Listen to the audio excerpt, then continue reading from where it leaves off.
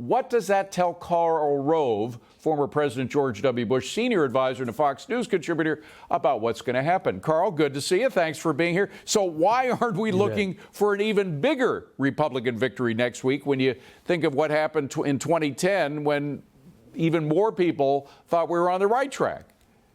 Yeah, well, two things. One is 2010 was at the end of the decade, so there have been a lot of change in the districts, the nature of the congressional districts, and it was the year before redistricting. So there was a lot of variability in the political landscape that's been taken out by redistricting. In redistricting, both parties tend to protect their people, and as a result, the number of swing districts shrinks in the first election after redistricting, which this is. The other reason is that something weird happened in 2020. The Republicans lost the White House, yet gained seats in the House of Representatives. If you look at all the times that the control of the White House has shifted from one party to another, in about 4 out of 5 times, when you lose the White House, you lose seats in the House. 1 out of every 5 times when you lose the White House, you gain seats, and that's what happened to the Republicans. And it wasn't 1 or 2 or 5 or 6; it was 14 seats. So that means that we got a head start on what we're that makes a lot of sense. Reap in this election and the last one. Another thing that came out in the Wall Street Journal poll, and it's no big surprise in terms of one group, but there are these shifts in voter groups, and we've heard about it in Latino polls of Latino voters, and that was reflected in the Wall Street Journal. But also, white suburban women are moving more towards the Republican Party. Why do you think that is? Well, I think because here at the end, the issues that are dominating the agenda are inflation, which suburban women are dealing with every day, the general sense of the economy, crime in some areas, and in some areas the border. And, you know, most of the time I'm dubious of these so-called movements in the polls for subgroups, but this is a group that comprises roughly 20% of the total electorate. So the subsample is pretty big, and there's probably been substantial movement there. But Democrats were telling us all during the summer that the decision on abortion made by the Supreme Court was going to bring all the white suburban women back to the Democrat Party. Well, it momentarily energized some Democratic women who were otherwise apathetic. But think about it. In Gallup, it got 8% was the highest number who said it was the most important issue facing America today. And today it's 4%.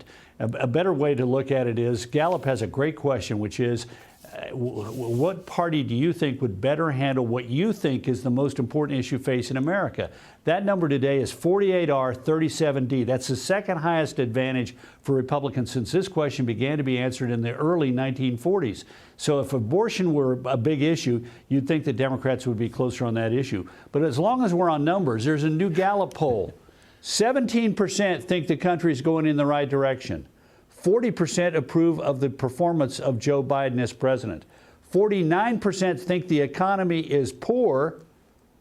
14% think it's excellent or good. That's what's driving the election, those sets of numbers. Well, I'm sure you've seen the power rankings that we came out with today, and they show, I think we have a screen that we can put up which the numbers show. Where would you put your guess in terms of the number of seats that the GOP picks up in the fall? Ours has it at about 236 Republicans in the House after the elections. That's a gain of 13 seats. What do you say? Well, I think that's a gain of more than 13 seats. We're now at 212. Actually, we had 213, but we got one vacancy. Oh, I'm sorry. So 236 is 23 that was without seats. the toss-ups. Yeah, go ahead. Right, yeah, and what they're assuming is that the Republicans only win half of the toss-ups. I think they might win more. I've been sort of a 20 to 25 person, leaning more towards 20. I'm now leaning more towards 20 to 25 with more on the 25 side. I want to look in depth at these races, and I'm going to be talking to my sources around the country to get a better handle on it. But there are going to be some very close races, and at the end, they tend to fall all one direction, and the gravitational forces are pulling in the direction of the Republicans. Now, one thing that a lot of families in America have discovered is that the down ballot races are very important. The races that usually the national media doesn't give much attention to, but those are the ones that really affect your lives concerning crime, concerning education. Are we going to see a sea change, if you will, in those down ballot issues? Well, I'm on the board of the Republican State Leadership Committee that focuses on these down ballot races. I think we are likely to see the Republicans pick up state legislative seats across the country, including some chambers. And we may be back to where we were in the 1920s for the last time, and that is with the Republicans nosing around 4,000 state legislators and Democrats holding roughly 3,000 or less state legislative seats. That hasn't happened in 90 years, and I think we may be back to that. And what about those issues, those crime issues? I mean, district attorneys and stuff, the ones, of course, that were funded by George Soros that turned out to be a huge mistake. It really, I think, responsible for the increase in crime in the nation. Are we going to get rid of some of those in this election? Well, some of them are on the ballot. Like in Texas, we have our county DAs on the ballot in this election. The problem is, in many instances, they're not on the ballot they're on the ballot when they have municipal elections. For example, in Pennsylvania, they're not on the ballot, I believe. So it really depends. But yes, the issue of crime is going to drive legislative elections and local elections in places like Wisconsin and Texas. We have a great candidate, for example, for district attorney in Tarrant County. It's the largest county in America today with a Republican DA.